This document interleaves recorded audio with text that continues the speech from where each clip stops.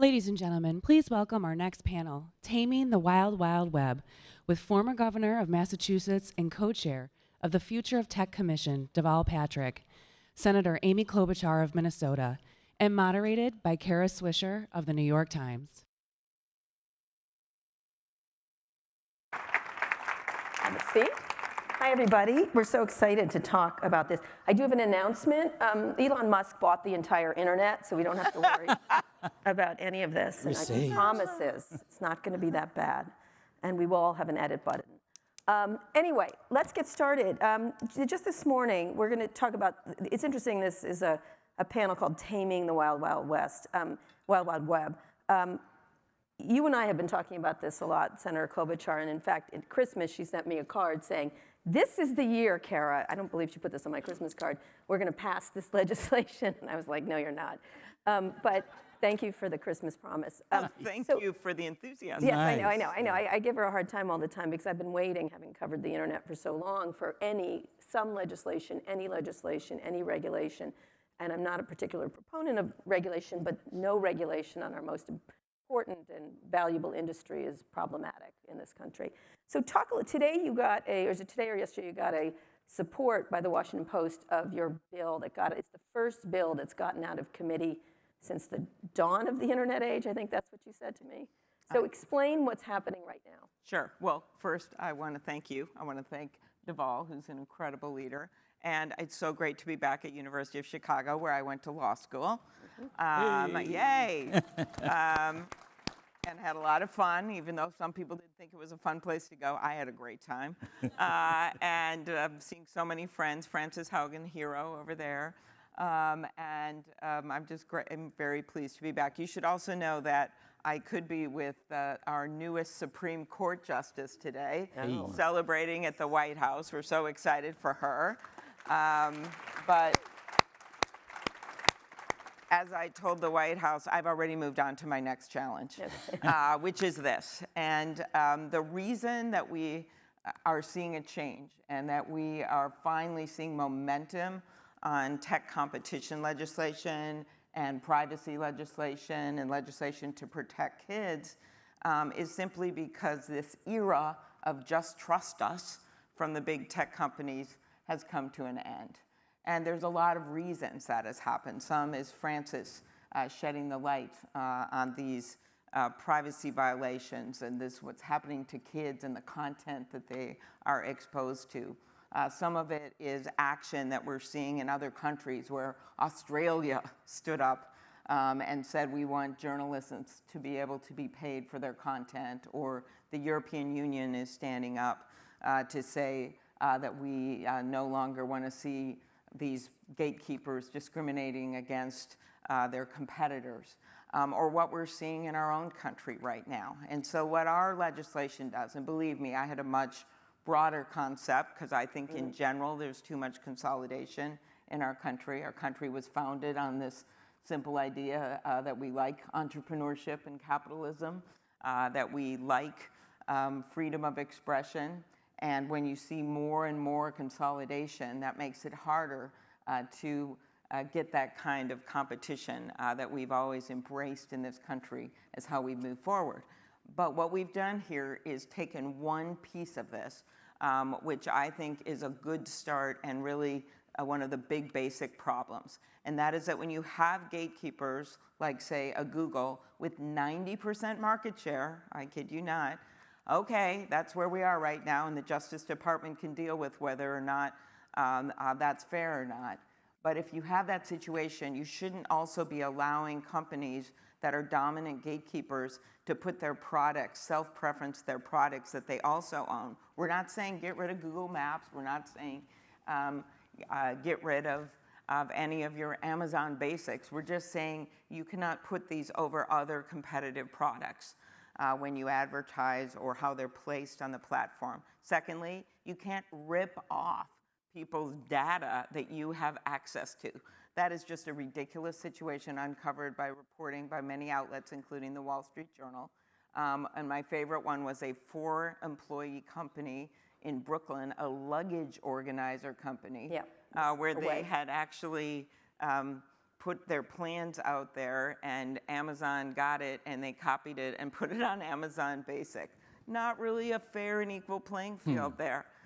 So you can't do that. And the third part of this is that you can't require companies to buy a whole bunch of stuff and having to buy all of these services just to get placed near the top of the platforms. That's a simple way to describe it, but it's about self-preferencing. Grassley and I have the bill. He's the master tweeter, of course. Never tweets without a typo. But that's how you know it's him. Yeah, that's how you know. And the use of the word "you," which he also sends text to me all the time. God bless you. So anyway, he and I are leading the bill, and we have what Samantha Bee called the Ocean's 11 of co-sponsors. We have everyone from Lindsey Graham and Dick Durbin. Yay, Illinois. Okay. Doing an incredible job, by the way.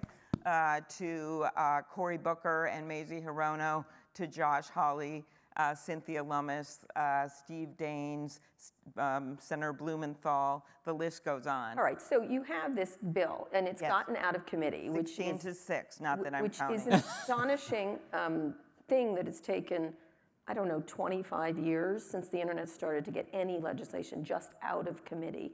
I wonder, now it's got to have a House.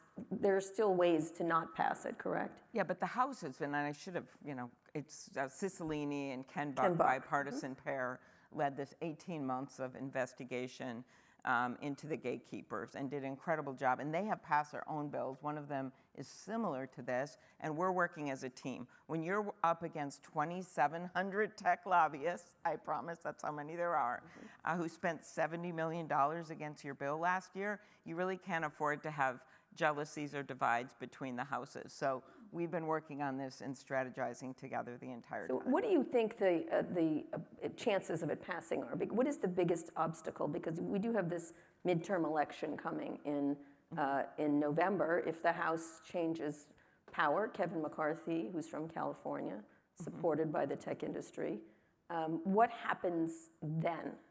So the biggest obstacle is the 2,700 lobbyists and the $70 million spent against it. I have 2 lawyers, I'm not kidding, against 2,700 lobbyists. Cicilline and Buck each have 1, Grassley has 1 or 2. That's our team. They're really smart lawyers. They might not have gone to University of Chicago, but they're smart anyway.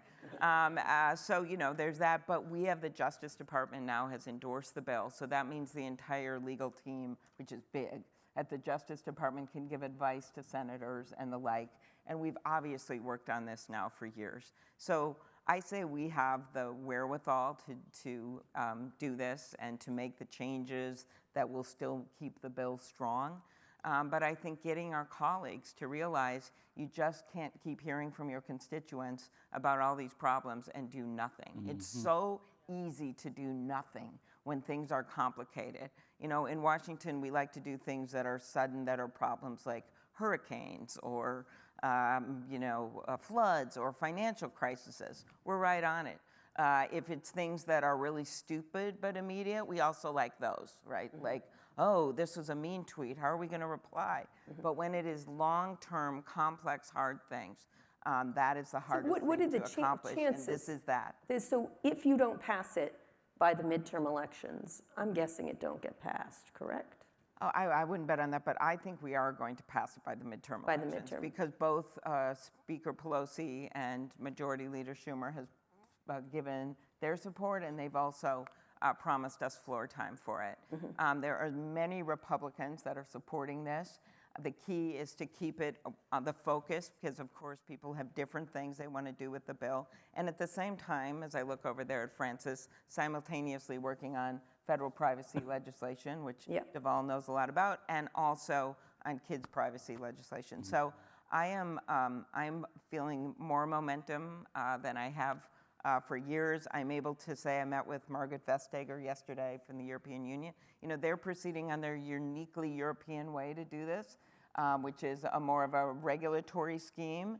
And then if you violate it, that's it. And they have passed. They are passing this Digital Markets Act. And I'm able to say our bill is a more moderate version of that. It's uniquely American, as we always are. It sets the standards, and if Justice or FTC or State Attorney General want to come in and say you violated it, they can. So it's a different approach, and I think it's appealing to my colleagues to know we're not doing the exact same thing as you. That Europe is doing. But nonetheless, that is moving through, and Europe is essentially, there's two regulators of tech. Deval, I want you to talk about this right now. Europe, Marguerite Vestager, and Tim Cook are the two regulators of tech right now. And Tim is more effective at this point because those bills haven't gotten into place. Okay.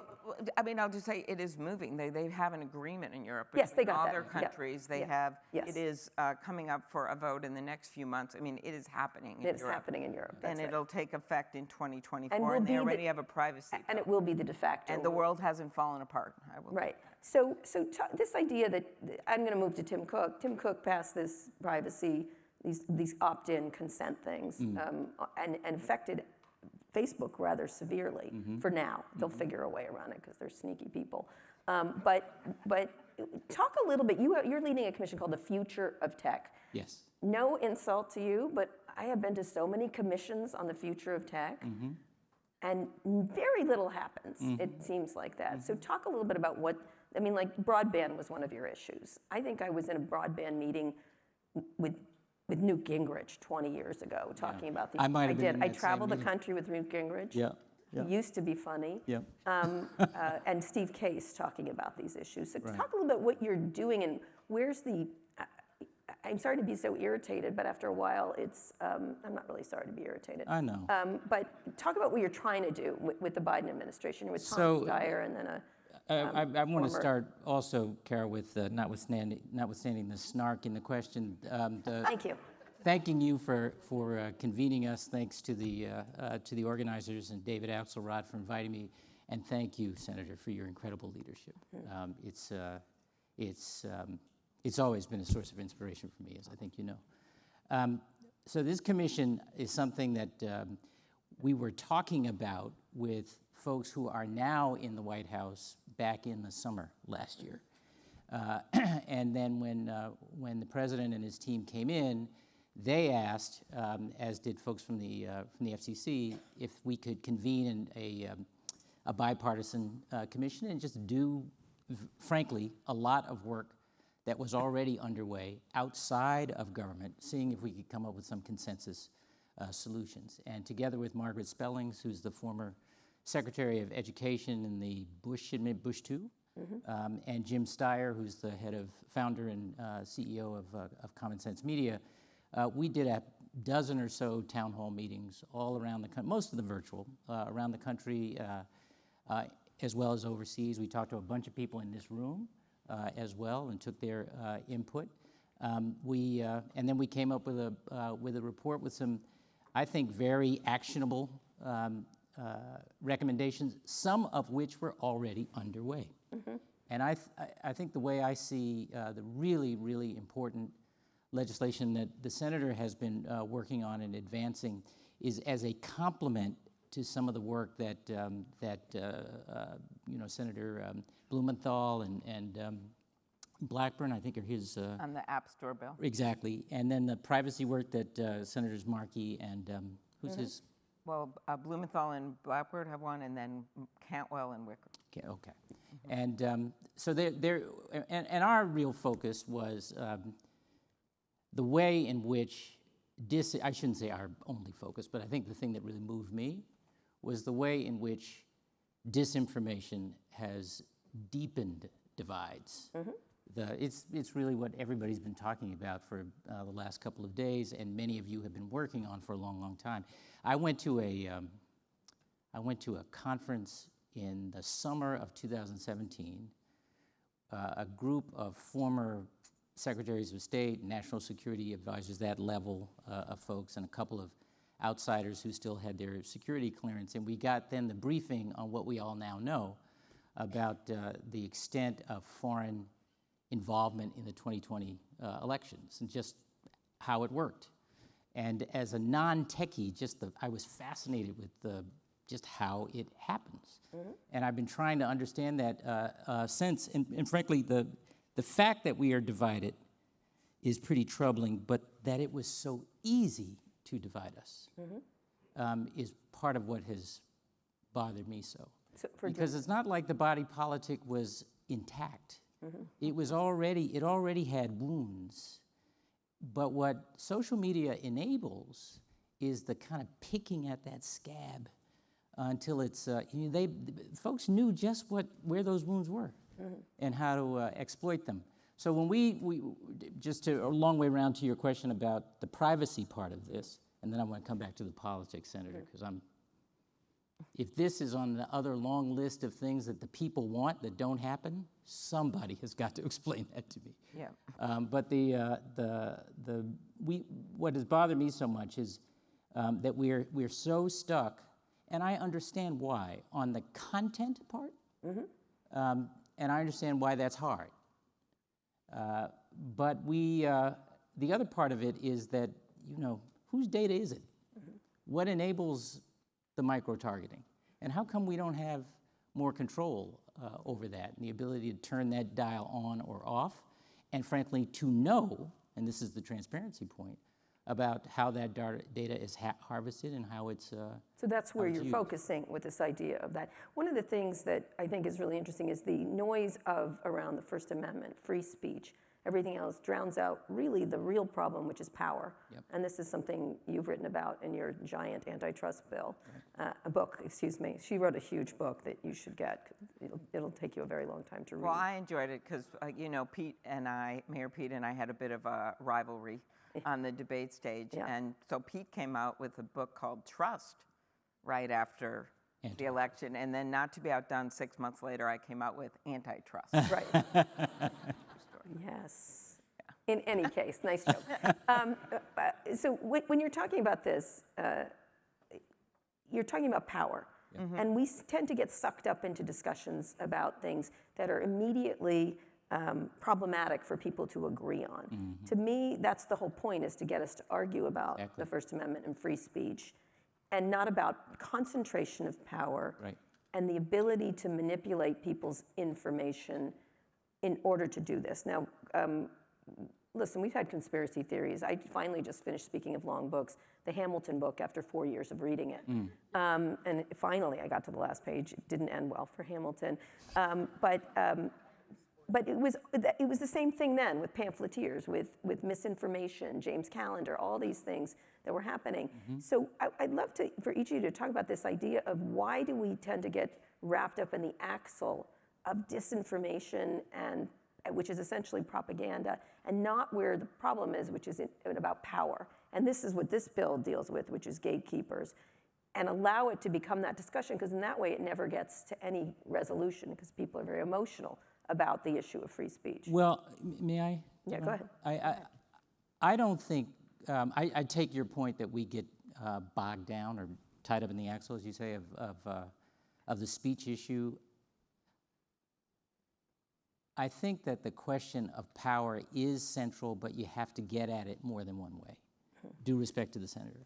I think that first of all, we have to acknowledge the incredible power that tech platforms have over everything today. And either, call it out and make peace with it, in which case I think we are deciding to be a different kind of country, or call it out and deal with it. And some of it is about getting right at the concentration of power. But if that's all we do, and I want to be careful not to be heard to minimize the significance of the antitrust part. But if we have 3 Facebooks doing the same thing one Facebook is doing, then what actually is it enough? Because they could be different Facebooks. Well, they could be.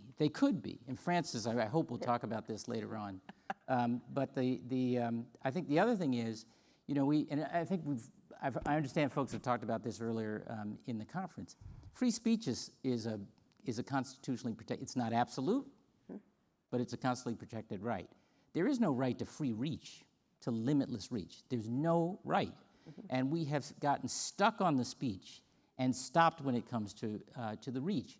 And the reach is about algorithms, and the algorithms depend on data, on what I was going to say what we tell, but frankly, we don't even tell. We get on the web, and all this stuff is harvested while we're trying to buy a pair of jeans. And you know, at some point, as the non-techie in the commission, I kept saying, are we really just talking about the irritation of too many jeans ads? Once we buy the first, I mean, we heard from one guy who said, I went online and bought a toilet seat, and I finally had to write to the company saying, I only needed one toilet seat. Stop advertising toilet seats.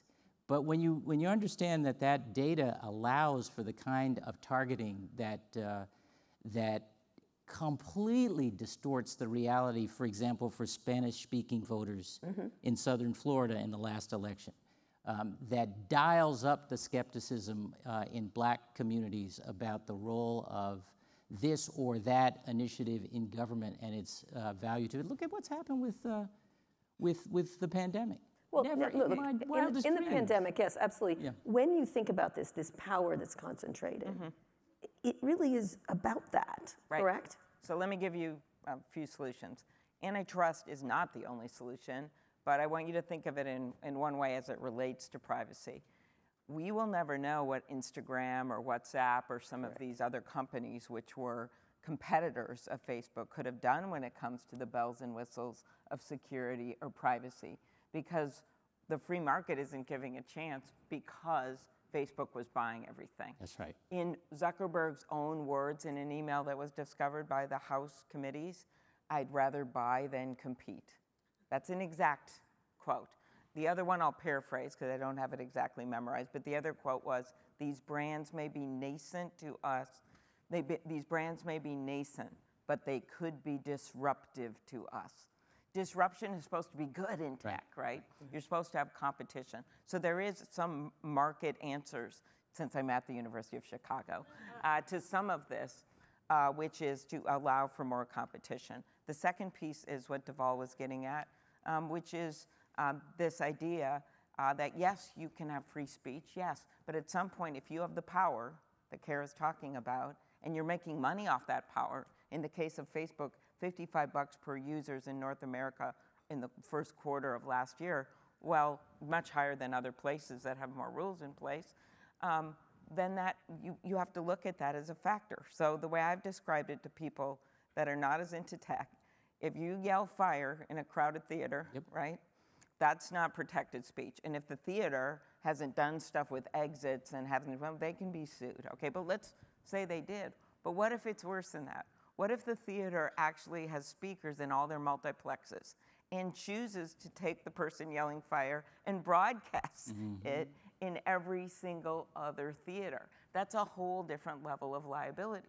So the issue is, and those solutions are several. You can regulate it, right, by saying we've got to look at what these algorithms are. We have to have transparency and make them public. We've got to let researchers look at what's happening so people understand it. I have no idea why my presence on Instagram goes up through the roof, or Twitter. I have some guesses. And Facebook just plods along. I don't know. I'd love to know, because it makes no sense at all. So having that kind of transparency, getting that out there and figuring out what you want to do with algorithms is one answer. And then the other answer is this immunity called Section 230. Right. We did make a carve out for sex trafficking stuff, so you could be basically sued for that, but we need to look at other forms of disinformation. Senator Warner, who's not exactly a radical liberal, has worked with me on that. He has a bill. We have another one on things like vaccine misinformation, but the question is how far you go in terms of getting rid of that immunity. But that, to me, is the ultimate weapon, and especially if they just keep fighting every single thing that you try to do. Well, I mean, and here's one other problem with power. Power, concentrated as it is the reason we haven't had the bills that the senator and others are working on enacted. Well, it's also another thing, it's consumers, right? One of the things Marguerite Vestager talks about is you're all trading convenience for what you're giving away. I use a different term. I'm like, Soylent Green is people, which young people don't get that reference, but anyone who's, and it was with Charlton Heston, is the idea that we are the product of these people. We're what's being eaten and made into crackers to feed everybody else. Right. So, which is kind of gross, but talk a little bit about that. You said 2,700 lobbyists. They're pushing against you. Some of the arguments they're making are, what I think is, it's sort of modified Orban is how I would look at it, is I can keep you safe. I can make everything interoperate. I make your map goes with your phone, goes with your this. I can coordinate software and services. I can coordinate the device. Look at when you put on the AirPod, it works immediately, which we all like, which we all find wonderful in a lot of ways. So talk a little bit about the idea, their argument that they keep us safer, one, and then two, if you do this, Senator Klobuchar, all hell is breaking loose on the internet. That's one of their arguments. And the last thing is during the pandemic, we've all gotten, one of the things I wrote before the pandemic is you think they're powerful now, they're going to be enormously powerful at the end of this thing and richer than ever, which they are. How do you push back at the idea that we're not better off in this paternalistic idea of a walled garden where we are all safe and they protect us and they are liked, or Prime is going to blow up. That's one of the arguments, that if Senator Klobuchar's bill goes through, Amazon Prime doesn't happen. Well, thanks for that series of softball questions. I will say I want people to have some perspective. Whenever a bill gets closer to getting passed, you get the apocalypse argument. And that happened with Obamacare. Yep. I don't know if David's around here, but that happened big time with Obamacare. And now everyone loves it. It happens with Medicare way back with the American Medical Association. Now they love it. It happened with the Dodd-Frank bill. It happened in Europe with the privacy bill. So I want you to have some perspective on it's an argument that's used in the political context. Secondly, so some of these arguments, they have many of them, can be batted down quite simply. I love the argument that we would get rid of Amazon Prime. That is like saying we're going to get rid of apple pie, right? Oh my God. Not only do we have a specific exemption so it doesn't touch subscription services, but one of their own lobbyists made the mistake of telling a Hill newspaper at the Capitol Hill that was a lie. So that was a little bit of a problem. And the idea is that you can choose from delivery services. You don't have to have Yes, Amazon. exactly. It's just okay. The second argument is that it somehow will blow up national security. Encryption. And by the way, we have a safe harbor in the bill. We had one to begin with, but now we've even made it broader that says that if you take measures for security or privacy, that's fine. That's not going to trigger any kind of problem for you under this bill. And I have had national security experts, both inside and major ones in government, because I said if we have a problem, we want to know, so please tell us. We're never going to do anything to hurt national security. Look at this. They have people saying that it does make a problem, but I will note they are all like former CIA agents who are on their payroll, all right, that go and talk to senators. And so then I have to go with the real people that are there and have them counter it, including Mark Warner, who heads up the Intelligence Committee of the U.S. Senate, who is on the bill. So that's another argument they make. A third argument that they make is that it somehow hurts our American competitiveness. I love that we have these products and these employees, and I'm not a Neanderthal, see, look. Yeah. I have iPhones myself. I like how it works. It's a great company, right? But we're not destroying the company or their interconnectivity. We're just letting others have an opportunity to compete in whatever product line that it is. So I think that is a better way to think of it. And they don't really want that competition. Right now, Google and Apple charge 30% for certain companies on their app store. And it's very unfair. It takes a lot to get Match.com to come testify at a hearing. But they did, because they don't think it's fair that they pay 30% and Uber doesn't. Like, why? Mike Lee asked, well, why is that? And they go, well, because one's cars and one's dating. Those are the kinds of things that are going on right now. And so putting in some rules of the road is how I talk about it for the app stores and for overall these major gatekeeper platforms is the least that we should be doing. Is there one persuasive argument they have that you think works very well? The safety argument, right? I can't. It has changed a number of times. They're running multiple ads in Washington, D.C. You guys probably don't see them. They are targeted at the 500 plus members of Congress. They run constantly against the bill. It makes me feel very powerful, honestly. But they are doing that. They also make some free speech arguments. And they have a lot of power. I don't want to underestimate it. and I actually have worked with them before. I'm a big fan of immigration reform, and they are good on those issues. Many of them have worked on climate change, technology, STEM, apprenticeships, you name it. So I am not someone that has demonized these companies, but I am someone that believes in capitalism.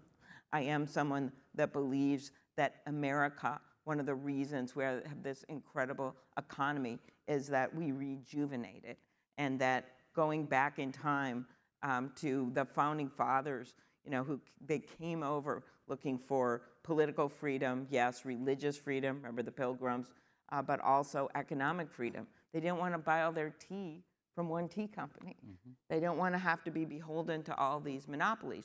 And when this has come up, whether it's a Republican senator, Senator Sherman passing the Sherman Act, whether it's Teddy Roosevelt riding into the White House on his anti-monopoly horse, our country really across the aisle, which is what's so great about right now, AT&T case brought over many administrations, making AT&T, by their own chairman's words, stronger when they came out of it.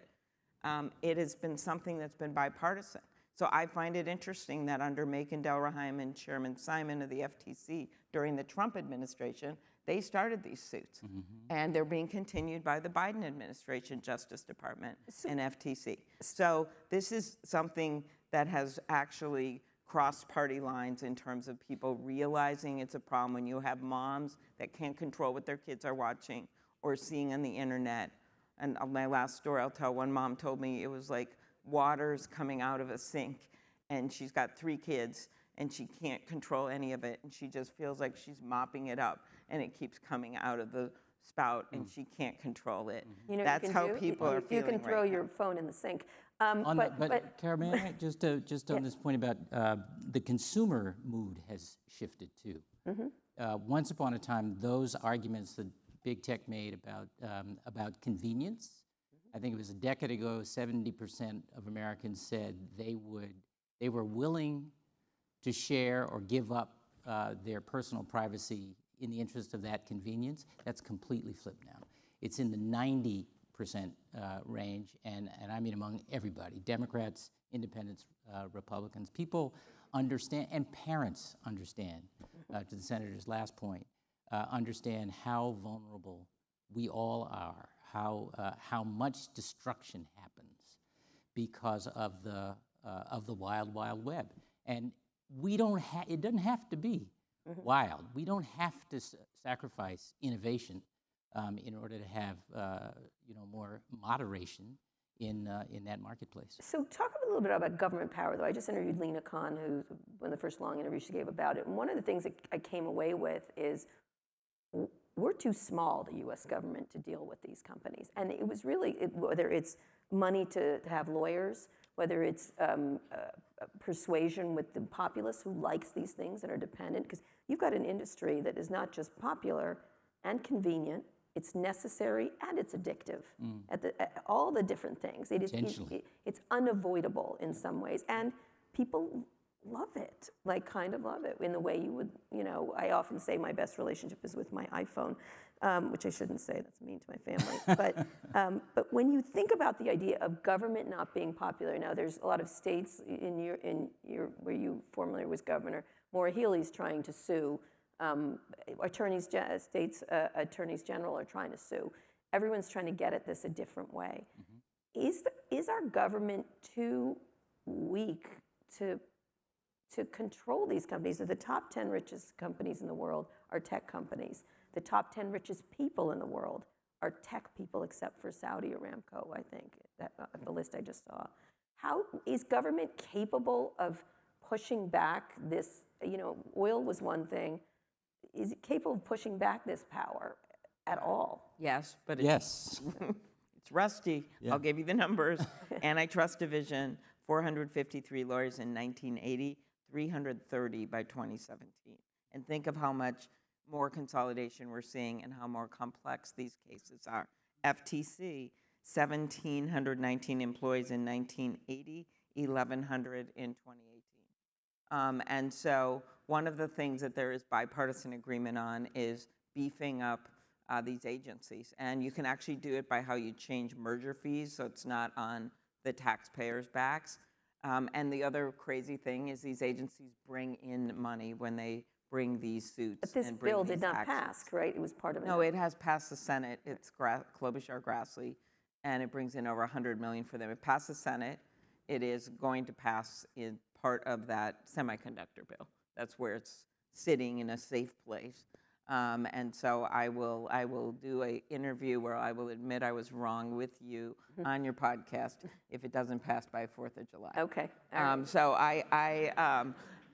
we You know, all Nancy know. Pelosi made a promise like that. I guarantee you Hillary Clinton's going to win. I was like, I don't. Okay, well, I did not make that promise. So, Right, okay. But I actually completely believe that we need more funding for these agencies. I think that we have people in charge now with Lena, with Jonathan Cantor over in Justice, Tim Wu over in the White House who really get it. And there's this new energy around that, and they're hiring new lawyers and new people that are coming in. I think that's really an exciting piece of this. And I just think that the president and the White House are devoted to doing something about this. So it's just a whole thing without just making it all political, attacking this company or another, as you saw some during the Trump administration. See how nice I was about that? But yet their Justice Department did, near the end there, bring a major suit, which I think was helpful. So that is, that's what's going on. I agree that it's been difficult, but I think the government's more than up to it. And I think the citizens are ready for the government to act. Yes. So Deval, Fisher, we're going to get questions from the audience in a second. When you think about governing, I find these people ungovernable, unaccountable, and unreachable on some level, and amusing. You know, Elon Musk is amusing everyone with the Twitter thing, or likable. Some people think he's a villain, but they like that too, in some weird way. Do you think government is up to the task of doing what needs to be done without overreaching? So first of all, government in a functioning democracy is what we say it is. We say it is. And if we want government to reflect our values, then we've got to show up. We've got to vote for the folks who are showing that kind of leadership, and we have to devote the resources. And I think we have some very practical ways, including the ones that the senator just referred to do that. And to be clear, the tech leaders that we've dealt with, and we talked to all of them in the course of our work on the commission, they also acknowledge it's time for regulation. They're very general about that when they're talking to us, but they are on record with us and with others that it's time to put some guardrails. Most of what the Senate has been talking about, Amy, correct me if I'm wrong, is not the sort of doomsday stuff where, you know, we have to have enough people to review every tweet before it is approved to go on to be reposted or what have you. It's nothing like that. It's some basic rules of the road. These are the behaviors we expect. You step across those lines and there will be consequences. We have done that over and over and over again in this country successfully without destroying industry, which nobody I don't want to do, and I know the senator and most of her colleagues don't want to do. So we should just get over, you know, whether it's going to be perfect on the other end.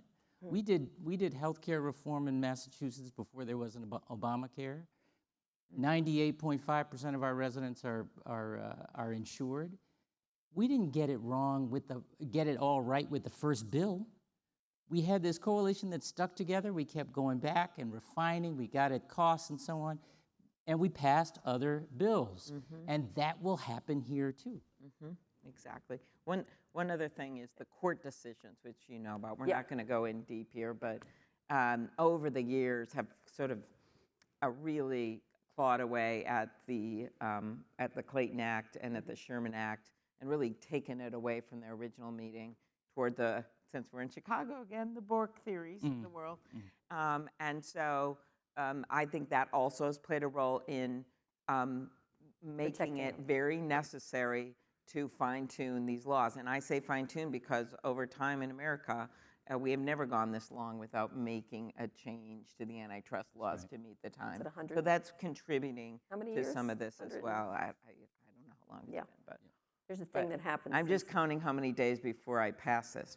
Okay, all right, I can't wait. We're going to go out. We're going to go drinking. All right, right here. Right here, great. Thank you. My name is Gabriele, and I'm a Master of Public Policy student at the University of Chicago, here at the Harris School of Public Policy. And my question is about antitrust. I'm interested in antitrust, and the last time the Sherman Act was 120 years ago, and around the antitrust of the Sherman Act, there was a lot of momentum. So I'm glad that there's momentum right now. Like a lot of people are talking. They had presidential campaign songs about antitrust. And Do so, you have one?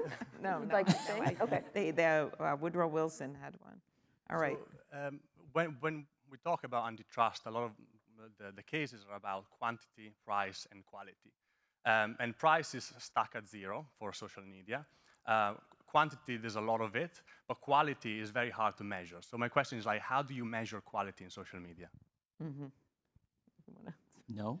Well, I think I like that. I like that question because so much of antitrust, just what he's pointed out here, is all about prices. And we know that sometimes even prices can fool you because they stay low, and then once a monopoly is a monopoly, then they can raise the price, and all of a sudden everyone's saying, why is the price so high? I don't have any other place to go. So that is one measure, but it is not the only measure. And when you talk about quality in this context, to me it means, are you getting your data ripped off?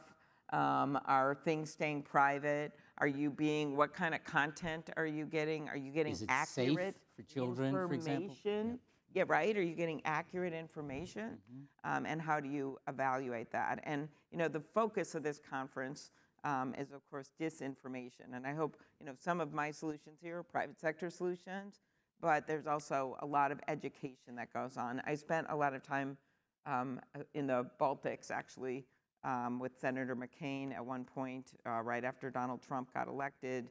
Just recently, I went to Ukraine, and those countries have been dealing with this disinformation well before we were, because They Russia were the was. test cases. They were the test cases. Estonia had their entire internet set cut off once because they moved a statue, a military statue that Russia didn't like that they moved it, and they just shut down their internet. And so this has been going on, ads and things, including in the Scandinavian countries, and their citizenry understands what it is. They know that it's the Russian parties. And you see this in a big way right now with the disinformation going on attempted by the Russians with the Nazi arguments and the like in Ukraine. And I was so glad to see Chris here because he laid the groundwork for what has become a much more robust American effort at fighting back at this in Ukraine. And Ukrainians have done, well, beyond the obvious and the courage and just this, putting themselves in front of tanks and regular people just standing up and getting killed for their country and our democracy. They've done an incredible job online. Some of it is Zelensky himself and the creativity of it, seeing what modern warfare is about. But it's also the help he's gotten from the rest of the world, not just the US, in putting the intel out right away so everyone believed us, right? Putin was lying, and everyone believed us because we got it out. Not everyone, but most people did. We were able to unite Europe. We were able to get the information out to Ukrainians. We're able to now get some information out to some of the Russians. So I bring that up because when you ask about the quality of the internet, all of that has to do with that. And some of these companies have helped. Microsoft has greatly helped on that. By the way, Microsoft endorsed our bill, so there. But also some of the other companies that we're talking about today have helped. But to me, that's great. But then let's see what they can do here. Yeah. Okay, next question. Where's it over here? Sorry, this woman right here. I like to mix it up. Hi there, my name is Juliana. I'm a fourth year in the college.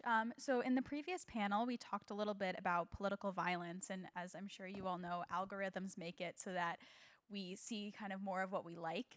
And that makes political violence a little more likely. So I was wondering if you could talk about the ways in which big tech and legislation can potentially help to curb some of this polarization that we see online and political violence in turn.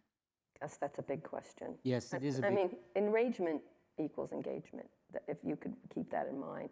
But go ahead. That is the equation. That's the business model right now. And that's exactly the proposals we've made through the commission and is in companion legislation, if I can describe it that way, Senator, elsewhere in the Senate and in the House gets at this idea. It's not that we are trying to say that you shouldn't say inflammatory things. And we're not going to be able to regulate decorum. I wish we could, but, well, I shouldn't even say that, because others would try to regulate my decorum, and I wouldn't have that. I wish we had what we used to call in the old neighborhood more house training among people who express themselves publicly. But this idea that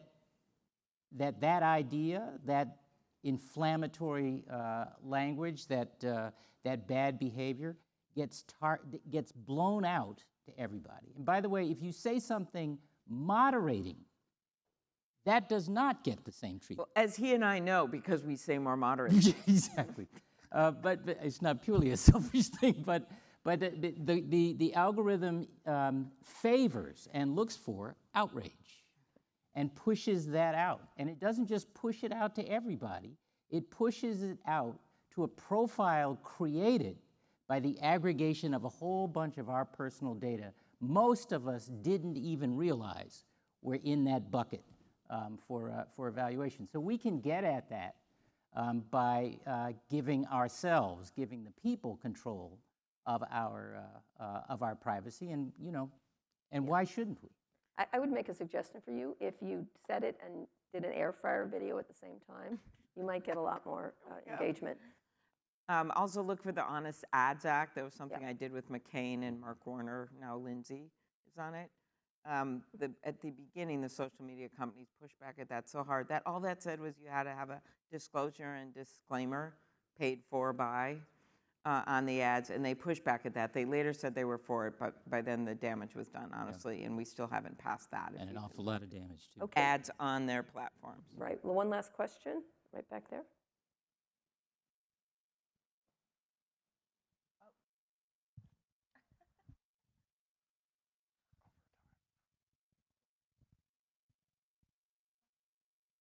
Hi, thank you all for coming. My question is for Congresswoman Klobuchar.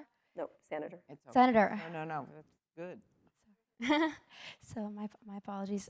You introduced the bill that you talked about today that would punish social media companies like Facebook and Twitter for having health misinformation on their platforms. And I'm going to ask you, if I were to say that there are only two sexes, male and female, would that be considered misinformation that you think should be banned speech on social media platforms? Okay, I'm not going to get into what misinformation. First of all, I think the bill you're talking about is different than the one we've mostly been talking about, so I want to make that clear. We've been talking about the competition bill, but there is another bill that I have on vaccine misinformation. It is that specific in a public health crisis. You wonder why you get that specific. It's because we're trying to find carve-outs that I did with, this was with Ben Ray Lujan, that got to that you can't have immunity as a social media company if you are broadcasting vaccine misinformation.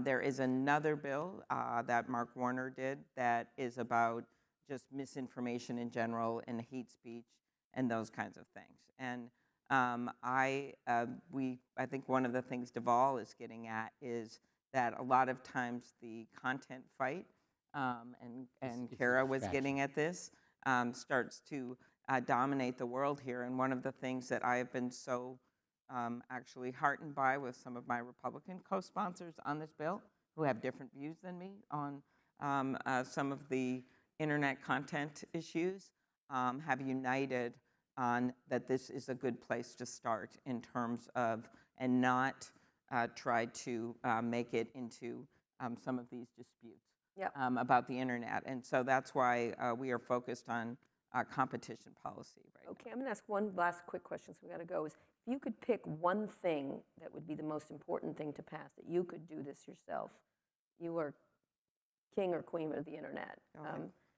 And you can pick whichever one you want. Well, I'm sitting right here with Senator Klobuchar, so I have to say her bill. I would love to see the antitrust and privacy bills consolidated. I'd take that.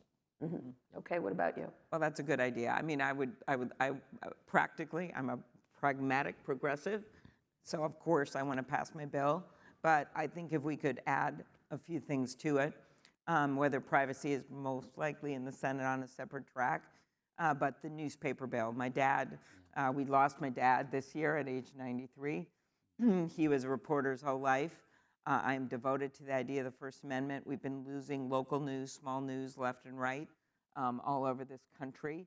And what this does is it just says the smaller news organizations, that's the bill we are now refining right now, not the biggest ones, the smaller ones can combine their might, their limited might, to try to negotiate for, say, a 4 or 5 year period prices with the tech companies when they put their content up. Because right now, it's basically minimizing the value of their content, and then we're losing those that are investigating city council scandals, because maybe people are going to cover scandals in Washington, but they're not going to cover small news if you don't have it, and it's not small for a democracy, right? Or a high school football game, or a new development at a town library. These kinds of things, they need to be covered. People need to have a shared understanding of what's happening in their community to be able to be part of that community. So I feel really strongly about that legislation and the value of the First Amendment and news, because this is about disinformation, and if you break down and you don't have actual news coverage and actual reporters, you become a cesspool of disinformation. And so I would love to include that bill. And that bill's been supported by McConnell in the past. I've got a number of different people that are supporting that bill, and Cicilline and Buck are doing in the House. And Senator Kennedy of Louisiana, best accent in the Senate, he's the lead on that bill, actually. So, All right. Excellent, and I'm excited to get her Christmas card where she And says, and I want to thank The Atlantic, which I said I would do, Jeffrey, as well as the University of Chicago. I loved going here for law school. It changed my life. And the Institute and David for sponsoring this. It's been a fantastic discussion. well, I wonder if you'll amount to anything. Anyway, thank you so much. Just stop it. 4th of July. All right. Thank you, everybody. Thank you, everyone. All right.